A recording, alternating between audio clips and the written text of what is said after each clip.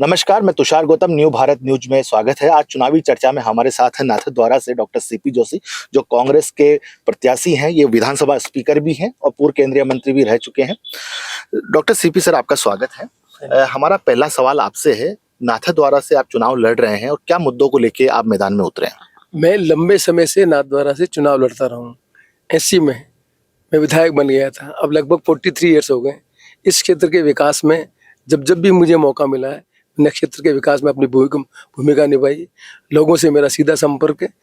अभी जब कोरोना का समय था तब भी सुख दुख में भागीदारी निभाई, और अभी विकास के जो मापदंड स्थापित किए ये सबको लोगों को मालूम है। इन्हीं मुद्दों को लेकर जनता के बीच में वोट मांगे।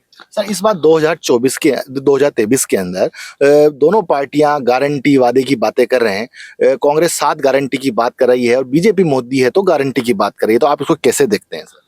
गारंटी कहना अलग बात है। अशोक गहलोत की गवर्नमेंट ने परफॉर्म किया है, लोगों को रिलीफ मिली है। जैसे बुजुर्ग आदमी 750 रुपये मिलते थे, 1000 रुपये मिले तो उसके खाते में 250 रुपये इन्हांस होकर गए।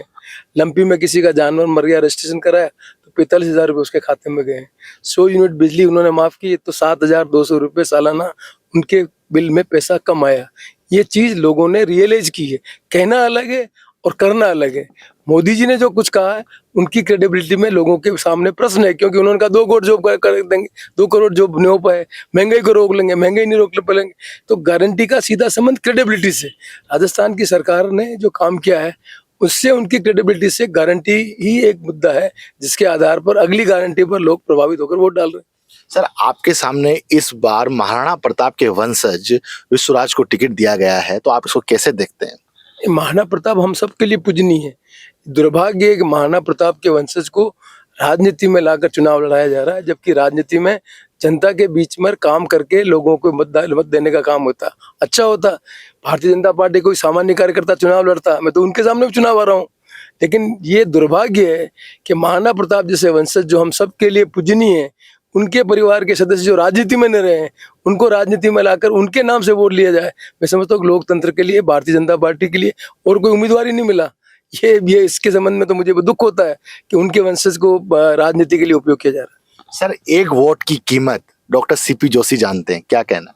ना, एक वोट की कीमत मैंने अपने कोशिश की। एक वोट से हारा, मैंने डेमोक्रेसी में उसको माना, और एक वोट से यदि मैं जीत जाता तो लोग कहते हैं कि एक वोट से जीतने वाला नेता है। एक वोट के हारने से मेरी पार्टी ने मेरे पोटेंशियल को रिकॉग्नाइज किया, मुझे एमपी बनाया, भारत सरकार में मंत्री बनाया, तो मैंने अपनी क्षमताओं को प्रदर्शित कर रखा।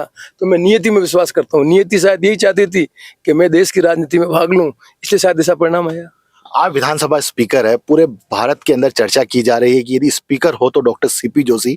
सभी विधायकों को आप लताड़ भी देते हैं, सब कुछ कर लेते हैं, तो ये आपको ये जो सारी चीज विधानसभा और नवाचार भी आपने गढ़े हैं, तो ये कैसे आया कि आपने, जैसे कि लोकसभा में पहला कॉन्स्टिट्यूशन क्लब था, या राजस्थान में भी आपने बनाया है, इसके बारे में आप क्या कहना चाहेंगे?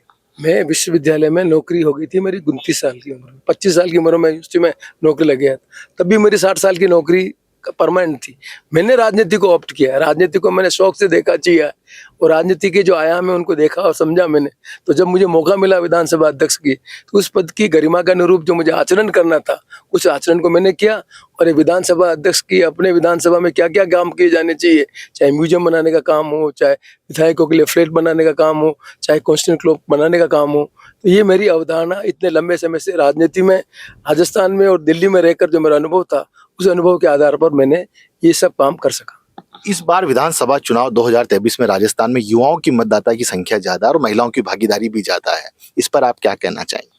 ये निश्चित तौर पर नौजवान पीढ़ी वेल इन्फॉर्म है, ज़्यादा उसके बाद इन्फॉर्मेशन है बनिस्बत की और नेताओं से, तो वो अपना कॉन्शियस डिसीजन लेके वोट डाल रहा है। मैं समझता हूँ कि जो रास्ता हिंदुस्तान की राजनीति में जो परिवर्तन हो रहा है, उस परिवर्तन को नौजवान पीढ़ी के लोग समझेंगे कि जो हम कहते हैं, प्रोमिस करते हैं, उसका परफॉर्म करना चाहिए। राजनीति उसूलों और नीतियों के आधार पर होती है। हर पार्टी का धर्म बनता है लोकतंत्र में, नीतियों के आधार पर वोट ले, देश का निर्माण करने का काम करें, ये नौजवान पीढ़ी के लोग समझते हैं, तो निश्चित तौर पर उसका इम्पैक्ट पॉलिटिक्स में आएगा। सर, चुनाव आते आते 2023 के राजस्थान में ईडी का, इनकम टैक्स का इनका आना होता है, इसको आप कैसे देखते हैं डेमोक्रेसी में चुनाव आते आते? किसी इन चीज़ों के संबंध में अच्छा होता है। ये इंस्टीट्यूशन, प्रीमियर इंस्टीट्यूशन की इनकी क्रेडिबिलिटी है। तो मैं इसमें तो कमेंट नहीं करना चाहता कि देखो कोई क्राइम हुआ है तो क्राइम के अकॉर्डिंगली काम होना चाहिए, लेकिन दुर्भाग्य कि इलेक्शन के संबंध में जब एक्टिविटी बढ़ती है तब मोटिव एट्रीब्यूट किए जाते हैं। अच्छा है कि जो क्राइम होता है उस क्राइम को ये प्रीमियर इंस्टीट्यूशन टाइमली जो उनका काम है उनको करे तो लोग इसे मोटिव नहीं लगाएंगे। सर, डेमोक्रेसी में के बारे में आप प्रोफेसर रहे हैं और मोहनलाल सुखाड़िया विश्वविद्यालय में, ठीक है, डेमोक्रेसी के बारे में शॉर्ट में एक परिभाषा दीजिएगा। डेमोक्रेसी का मतलब यह है कि लोग अपने मत का राजनीतिक पार्टियों की नीतियों से प्रभावित होकर वोट डालें और जो पार्टी सत्ता में है वो नीतियां बनाकर देश का और प्रदेश का और लोगों के भले के लिए नीति बनाए। Thank you.